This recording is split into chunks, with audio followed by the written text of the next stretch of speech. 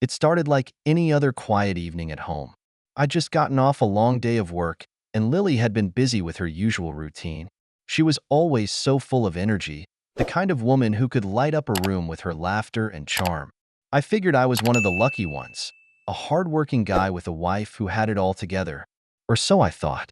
That night, Lily greeted me at the door with a smile that seemed just a little too wide. Her green eyes sparkled in the kitchen light, and I noticed she had gone out of her way to dress up. A soft blue dress hugged her figure, and her dark hair fell in loose waves. She looked stunning, no doubt about it, but something about her expression made me pause. "I've got big news," she said, practically bouncing on her toes. "What's the occasion?" I asked, setting my keys on the counter. She grabbed my hand and pulled me toward the couch. "Sit down, Nathan. You're going to want to hear this." As I sat, she reached into a drawer and pulled out a small box. My heart raced, thinking maybe this was one of those surprise anniversary gifts I always manage to forget. But when she opened the box, it wasn't jewelry or a keepsake. It was a tiny pair of baby shoes. "I'm pregnant," she announced, her voice trembling with excitement. For a moment, I just stared at the shoes in disbelief. The weight of her words hit me like a freight train, but in the best way possible. I was going to be a dad? 1,000 emotions rushed through me at once. Joy, pride, and a little bit of panic. "You're serious?" I asked, standing up and pulling her into a hug. "Of course I'm serious," she laughed. "You're going to be a dad, Nathan." I held her tight, grinning like a fool. "This is amazing, Lily. I can't believe it. We're going to be parents." For the rest of the night, we talked about baby names, nursery ideas, and everything else that came with the thought of bringing a new life into the world. I was already picturing myself teaching our kid to ride a bike, showing them how to tie their shoes, and watching them grow up. But as the weeks went by, little cracks started to appear in the perfect picture. At first, I didn't think much of it when Lily brushed me off about coming to her first doctor's appointment. "It's just routine stuff," she said with a casual shrug. "Nothing exciting yet." I didn't push the issue. I figured she wanted some privacy. Then came the subtle changes in her behavior. She started spending a lot of time on her phone, giggling at messages she didn't share with me. When I asked her about it, she'd wave it off, saying it was just her mom or a friend. She also became oddly distant, avoiding any kind of physical affection, which wasn't like her at all. "Are you feeling okay?" I asked one evening after she had pulled away from a hug. "Just tired," she said, flashing me a weak smile. "You know, pregnancy hormones and all that." Her excuses sounded reasonable enough, but something didn't sit right with me. As the days passed, I started noticing inconsistencies in her stories. One minute she'd talk about a doctor's appointment she had scheduled, and the next, she'd say it was canceled. When I offered to come with her to prenatal yoga or pick up vitamins, she always had a reason why it wasn't necessary. I wanted to believe her. I really did. After all, she was my wife, and we were supposed to be starting a family together. But a small voice in the back of my mind whispered that something was off. At first, I chalked it up to stress or my own paranoia. Still, I couldn't shake the feeling that Lily was hiding something. And the more I tried to push it away, the louder that little voice got. It all started to unravel when Lily began spending more and more time away from home. She said she was going to pregnancy yoga classes or meeting up with friends for prenatal advice. At first, I didn't question it. She was pregnant, or so I believed. And if she needed a little space or extra time for herself, I wasn't going to stand in her way. But then came the excuses. "Why don't I come with you to yoga sometime?" I suggested one evening as we were clearing the dinner table. Her response was almost too quick. "Oh, it's a women-only class. You'd feel so out of place," she said, laughing nervously. I nodded, but something about the way she avoided my eyes made me pause. "Well, maybe I can pick you up afterward? We could grab some dinner." Actually, the girls and I usually get smoothies afterward. You know, a little bonding time. She was always ready with an answer, but none of them felt right. I decided to let it slide for the moment, but I started paying closer attention. The more I looked, the more things didn't add up. Weeks went by, and there were still no ultrasound photos on the fridge, no prenatal vitamins in the cabinet, and no real signs that Lily was pregnant at all. Her belly didn't seem to be growing, though she wore loose-fitting clothes and made comments about feeling bloated or tired. One night, when she was in the shower, I decided to look through her purse. I wasn't proud of it, but I had to know. What I found only deepened my doubts. There were no appointment cards or pamphlets from any OBGYN. Instead, I found a receipt for a high-end gym membership, a gym she hadn't mentioned to me. Why would she need a gym membership now? I thought to myself. The pieces weren't fitting together, and the knot in my stomach grew tighter. The tipping point came when I spotted her phone left unattended on the counter. Lily was always careful with her phone, never letting it out of her sight for long. But this time she'd been distracted by a call and left it behind. I hesitated for a moment, my hand hovering over the device. Then, I unlocked it. My heart pounded as I scrolled through her messages, looking for anything that would confirm or deny my growing suspicions. And there it was, a string of messages between her and someone listed as Jake Trainer. The texts weren't explicit, but they were far too familiar for my liking. Things like, "Can't wait to see you tomorrow," and "Last night was amazing." I clenched my jaw, reading on. Jake was her personal trainer, apparently, but these weren't messages about workouts. They were messages between two people who were clearly more than just acquaintances. I felt a wave of anger and disbelief crash over me. Not only was Lily lying about her pregnancy, but she was also lying about where she was going and who she was spending her time with. When Lily returned from her yoga class that night, she seemed cheerful and carefree. I tried to act normal, but inside, I was a storm of emotions. I knew I couldn't confront her just yet. If I did, she'd deny everything, and I needed more than suspicions. I needed proof. That night, as Lily slept peacefully beside me, I stared at the ceiling, replaying everything in my mind. I knew one thing for sure. I couldn't let this go. If she thought she could pull one over on me, she was dead wrong. The next morning, I woke up with a sense of purpose. If Lily was lying to me about the pregnancy, about this Jake Trainer, I needed undeniable proof. I wasn't going to confront her until I had every piece of the puzzle in my hands. She was already up, moving around the kitchen in her usual morning routine. "I've got another yoga class tonight," she said casually, sipping her coffee. "Don't wait up." I just nodded. "Sure. Have fun." My calm tone masked the storm brewing inside me.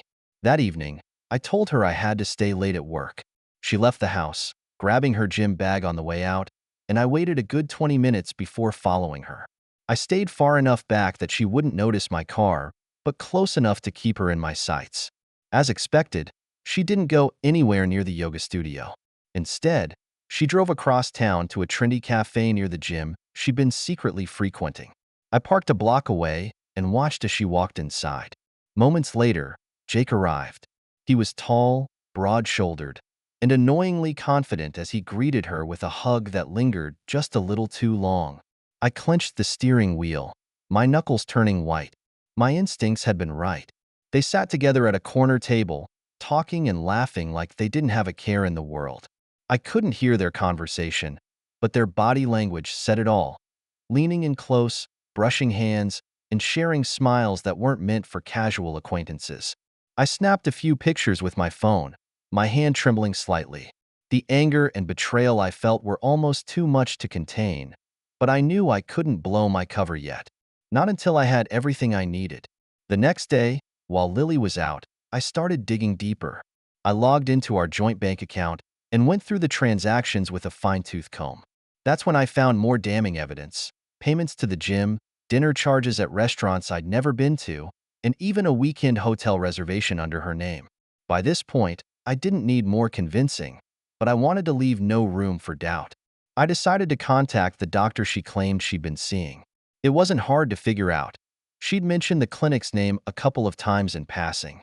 After a few phone calls and some persistence, I got a hold of someone in their office. "Hi, this is Nathan.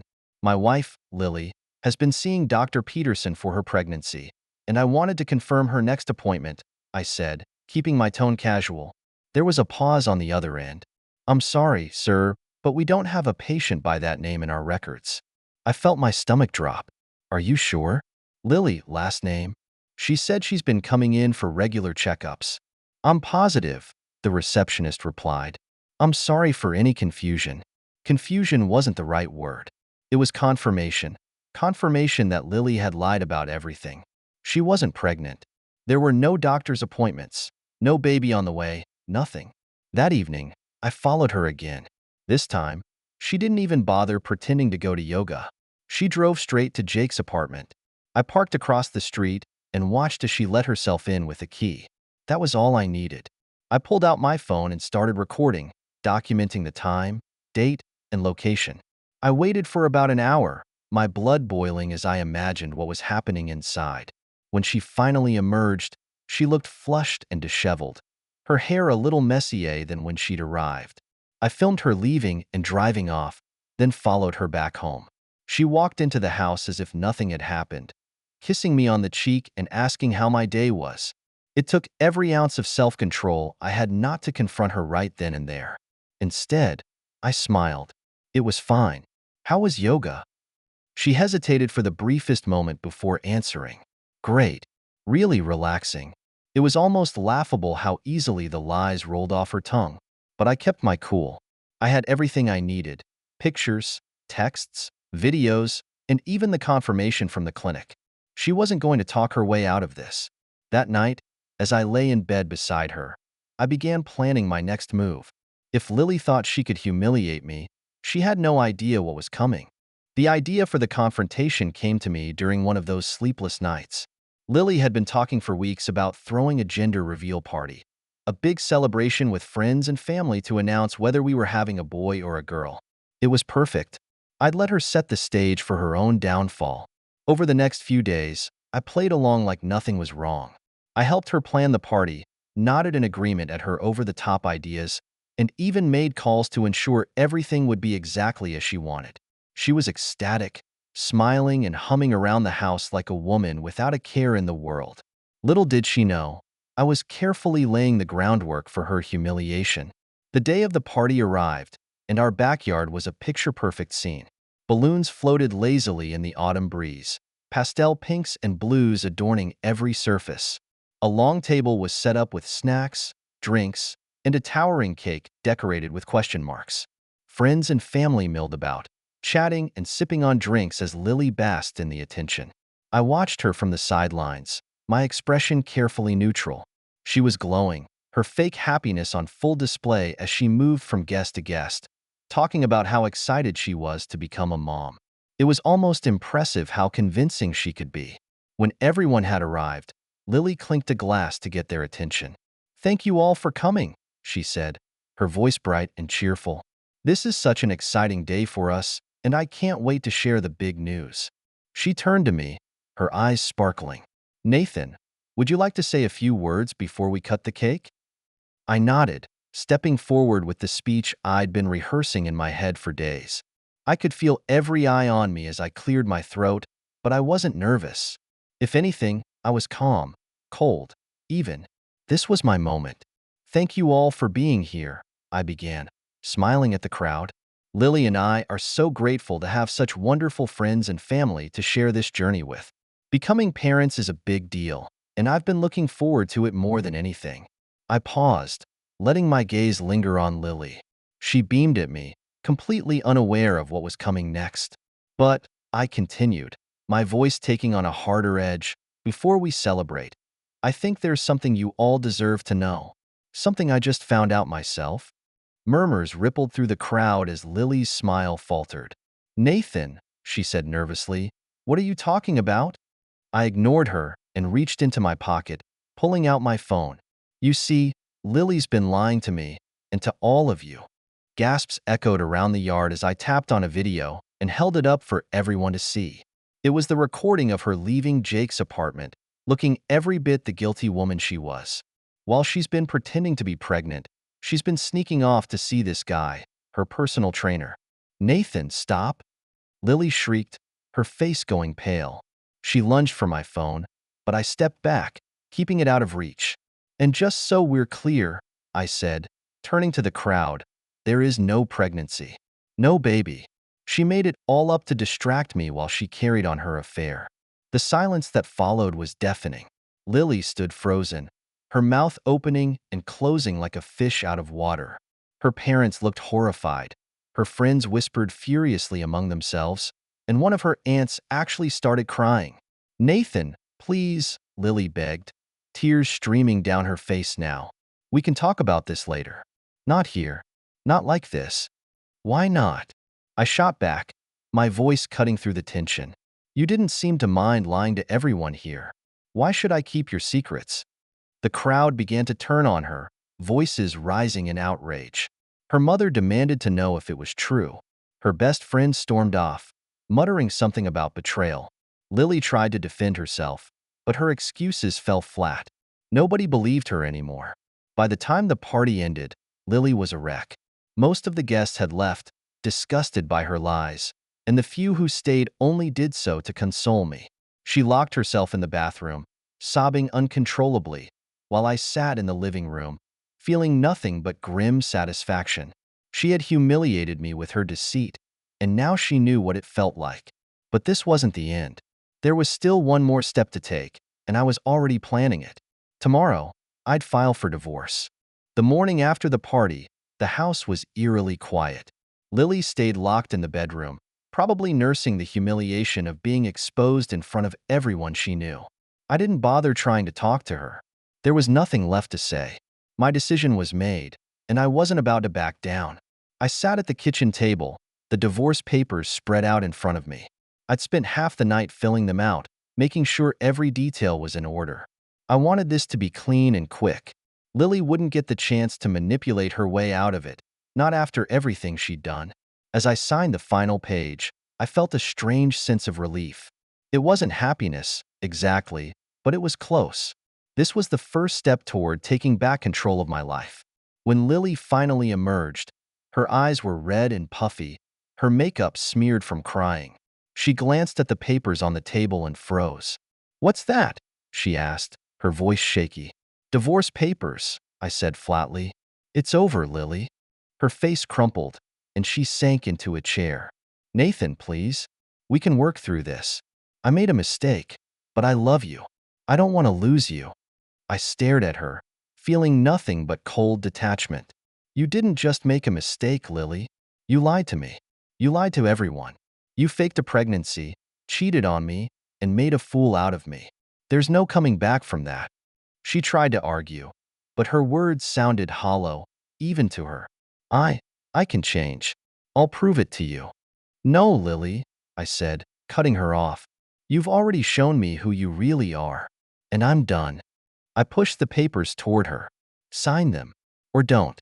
Either way, I'm filing today." By the afternoon, I was sitting in a lawyer's office, making sure every detail of the divorce was airtight. I had the evidence, texts, photos, videos, and even the financial records to prove her infidelity and lies. My lawyer assured me that Lily wouldn't get much in the settlement, especially since I'd documented everything so thoroughly.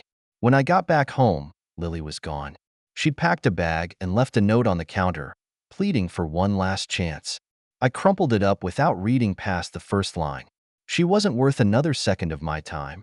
Over the next few weeks, the fallout from Lily's lies spread quickly. Word got around about the fake pregnancy and her affair, and our social circle turned against her almost overnight. Friends who had once adored her now wanted nothing to do with her. Even her family seemed to distance themselves, ashamed of what she'd done. I heard through the grapevine that Jake dumped her shortly after the party. Apparently, he wasn't interested in a long-term relationship with someone who could lie so easily. She was on her own now, and I couldn't bring myself to care. As for me, life started to get better. It wasn't easy at first. There were moments when the betrayal still stung, and the silence of the house felt suffocating. But with the support of friends and family, I began to rebuild. I threw myself into work, picked up old hobbies, and even started going to the gym to let out some of the anger I'd been carrying. One evening, as I sat on the back porch with a cold beer in hand, I thought about everything that had happened. I'd been blindsided by Lily's lies, but in a way, it had been a wake-up call. I'd learned to trust my instincts and not ignore the red flags. Most importantly, I'd learned that I deserved better. This wasn't the life I'd imagined when Lily told me she was pregnant, but it was a new beginning. And for the first time in months, I felt truly free. As the sun dipped below the horizon, I raised my beer in a silent toast to moving on, to lessons learned, and to a future where I'd never settle for less than I deserved. Subscribe so you don't miss new stories on the channel.